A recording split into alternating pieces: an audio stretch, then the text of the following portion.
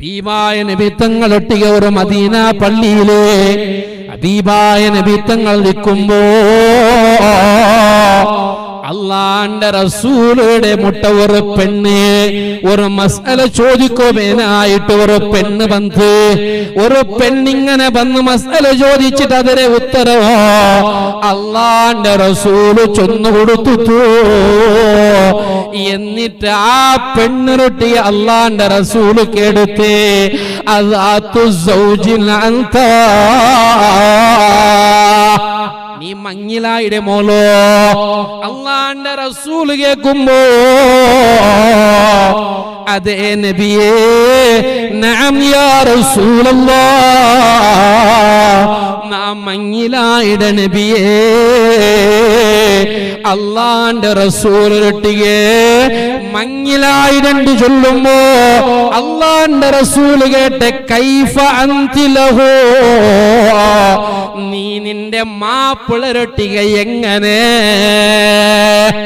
മാപ്പിളരൊട്ടിക നീ എങ്ങനെ ഉള്ള. അള്ളാന്റെ റസൂൽ മുഹമ്മദുർ റസൂലുള്ളാഹ് എങ്ങനെ നീ നിന്റെ മാപ്പിളരൊട്ടിയെ നീനും നിന്റെ മാപ്പിള എങ്ങനെ ഉള്ളവർ, നിങ്ങൾ എങ്ങനെ തമ്മാ തമ്മിൽ. അള്ളാന്റെ റസൂൽ ഒരൊട്ടി ആ പെണ്ണു ചൊന്നെ